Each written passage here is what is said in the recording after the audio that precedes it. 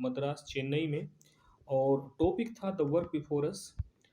Work before us का मतलब होगा कि हमारे सामने अब काम करने के लिए टास्क क्या है, हमें किस टास्क पर काम करना है, किस उद्देश्य को ध्यान में रखते हुए क्या कार्य करना है।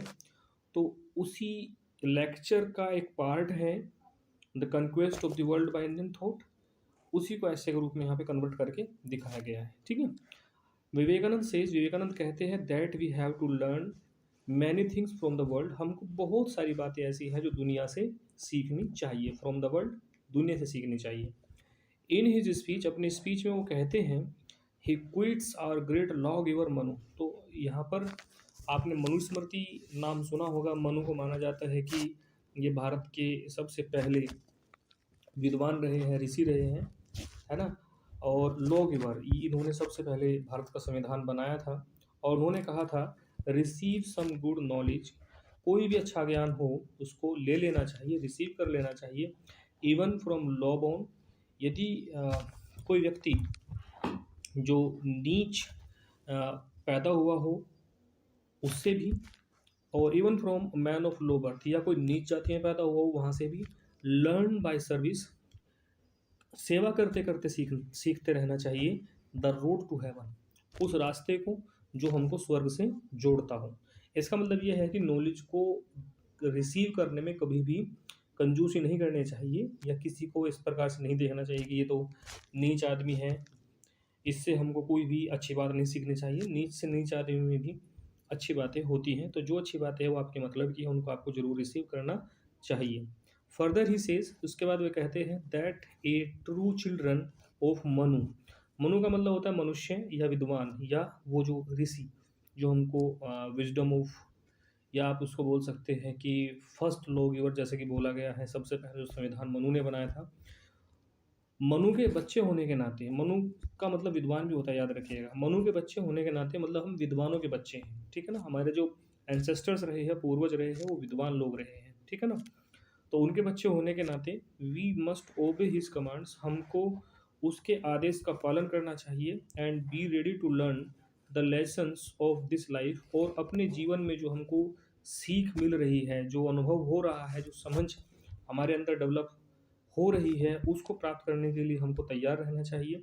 और the life here after from anyone who can teach us, और द लाइफ हियर आफ्टर, और इसके बाद जो हमको जीवन मिलेगा या उससे संबंधित, क्योंकि हमारी विचारधारा स्वर्ग नरक से भी संबंधित होती हैं, तो वहाँ उसके बारे में भी हमको बहुत सारी चीज़ें सीखनी चाहिए।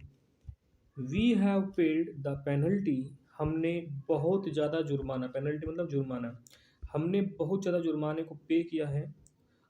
By about 1000 years of slavery, क्योंकि लगभग 1000 सालों तक हम गुलाम रहे हैं, है ना। पहले मतलब ये मुग़ल वगैरह ये आ गए थे, और जो पठान जो लोग थे ये सब आ गए थे, फिर अंग्रेज आ गए थे, डच, फ्रेंच। तो लगभग 1000 साल तक हमने गुलामी सही है। तो इस रूप में हमने बहुत बड़ा जुर्माना पे किया है। This idea is also a foolish that Indians must not go out of India and cross the sea. अब ये विचारधारा भी रही है कि भारत की जो माइथोलॉजिकल बुक्स हैं, किताबें हैं, उनमें कई बार लिखा गया है कि अ, हमको समुद्र, मतलब कोई भी जो वाटर बॉडी है हमारे देश के तीनों तरफ, उसको क्रॉस नहीं करना चाहिए। पहले उसको ऐसा माना जाता था कि यह धार्मिक है, इससे विपत्ति आ जाएगी या किसी प्रकार से अहित हो जाएगा। तो इस प्रकार की सोच यदि हम आज के टाइम पर भी रखते हैं तो ये गलत सोच होगी, फूलिश थॉट होगी। स्वामी विवेकानंद इसको स्पष्ट कह रहे हैं। The expansion is the manifest effect of life. Expansion का मतलब होता है विस्तार करना। देखिए, अपनी रेंज को बढ़ाना, अपने क्राइटेरिया को बढ़ाना, ये ह्यूमन लाइफ की मैनिफेस्टेशन है, ये उसकी एक्सप्रेशन है। मतलब जब तक इंसान के जीवन में कुछ विस्तार नहीं हुआ, कुछ बढ़ेगा नहीं, तब तक हम नहीं मान सकते कि वो ज़िंदगी जी रहा है। इंडियन मस्ट एक्सपेंड, भारतीय लोगों को जरूर चारों तरफ फैलना चाहिए। If they want to live, यदि वो सर्वाइवल करना चाहते हैं, यदि वो जिंदा रहना चाहते हैं, तो उनको अपने आप को फैलाना चाहिए थ्रू आउट द वर्ल्ड, पूरी दुनिया में।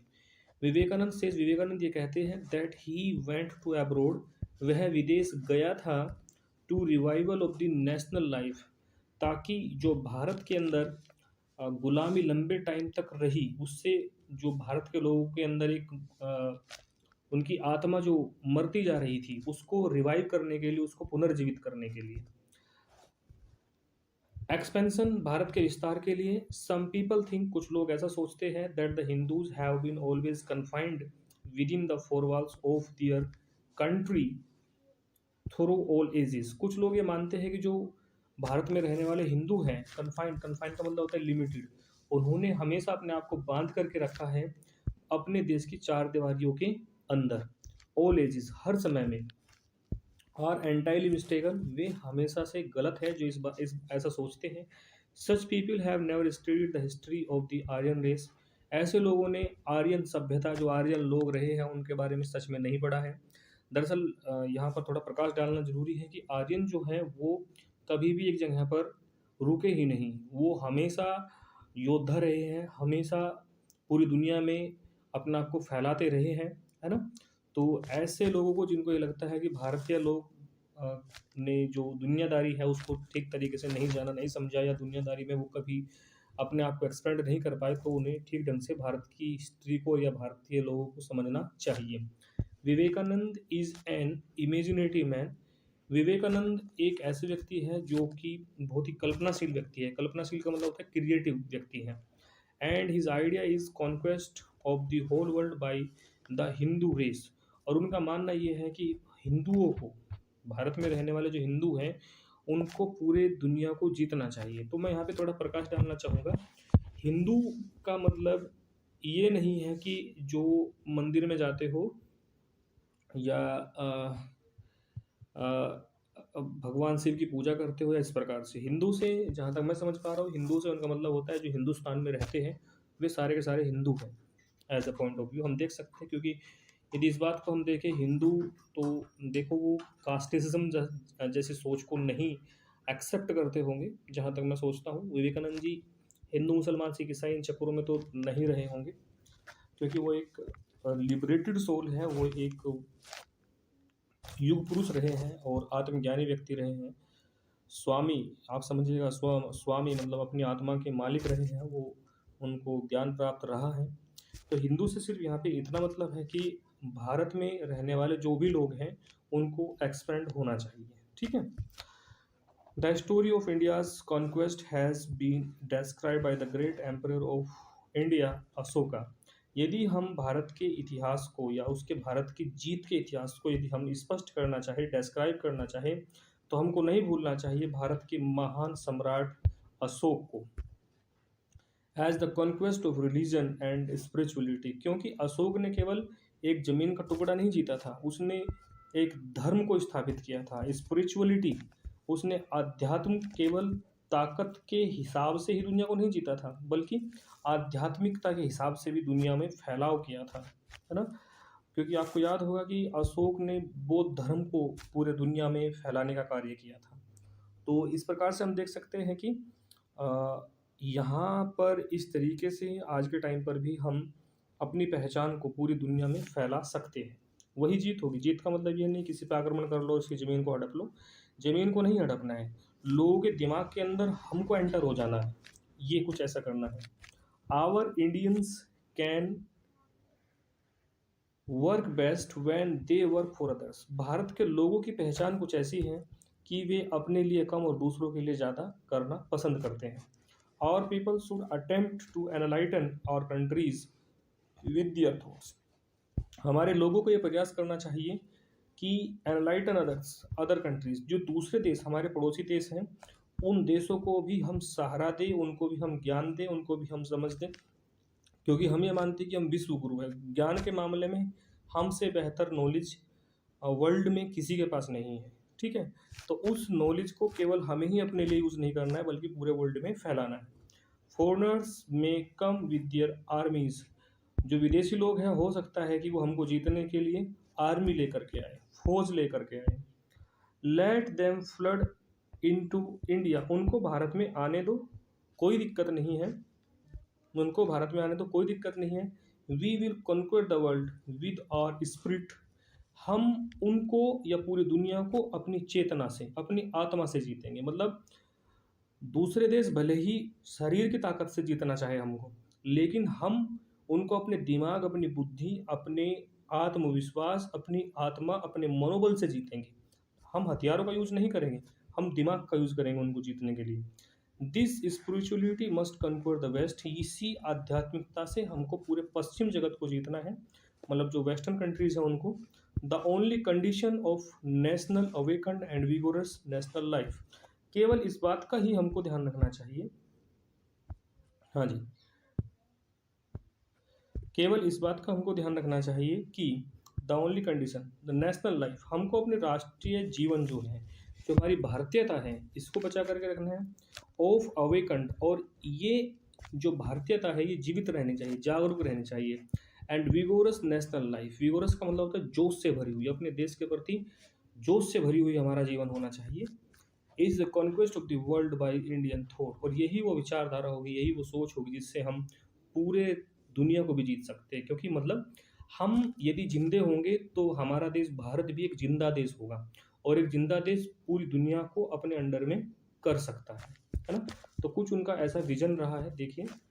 If the principles are there, principles का मतलब होता है सिद्धांत। यदि हम सिद्धांत की बात करते हैं, नैतिकता की बात करते हैं, मोरलिटी की बात करते हैं, the persons will come by thousands and millions. लोग जो है वो हजारों की संख्या में आएंगे, लाखों की संख्या में आएंगे। If the principle is safe, यदि सिद्धांत बचा रहता है, मतलब जो मोरलिटी है यदि वो जिंदा रहती है, persons and Buddhas by the hundred by the thousand will be born. यदि हम प्रिंसिपल्स को, सिद्धांतों को बचा करके रख सकते हैं, हम मोरलिटी को बचा करके रख सकते हैं, हम विजडम को बचा करके रख सकते हैं, हम अच्छे लोगों को या बुद्धाज को, जागे हुए लोगों को, बढ़िया लोगों को, बुद्धिमान लोगों को, सजग लोगों को पैदा कर सकते हैं, वो भी सैकड़ों की संख्या में या हजारों की संख्या में, है ना। और religion does not depend on a person और पर्सन, हमारा धर्म किसी एक व्यक्ति या कुछ व्यक्तियों पर निर्भर नहीं करता है। It is based on principles, ये सिद्धांतों पर टिका हुआ देश है। इसका कोई जनक नहीं है, भारत का कोई जनक नहीं है। वैसे हम मान लेते हैं कि भारत जो है वो राम के भाई भरत, या महाभारत में भी एक भरत कैरेक्टर आता है, उनसे पैदा हुआ है। लेकिन विवेकानंद कहते हैं कि ये जो होगा सो होगा, लेकिन भारत की पहचान उसकी सैद्धांतिकता में है, उसकी मोरलिटी में है, उसकी आध्यात्मिकता में है। यदि उसकी आध्यात्मिकता जिंदा है तो भारत जिंदा है। Thus our allegiance is to the principles always and not the person. इसलिए भारतीय लोगों की विचारधारा ये है कि इंसान बचे या ना बचे, लेकिन सिद्धांत, विचार जिंदा रहना चाहिए। भारतीयता, आध्यात्मिकता या इसकी आत्मा या इसकी पहचान जिंदा रहनी चाहिए, इन आदमी बचे या ना बचे। इस प्रकार से यह इससे कंप्लीट होता है। आई होप कि एक्सप्लेनेशन आपको अच्छी लगी होगी, समझ में आया होगा। यदि आपको समझ में आया तो I request you please press the bell icon, subscribe, like, share. This is your moral duty. अब इस मोरल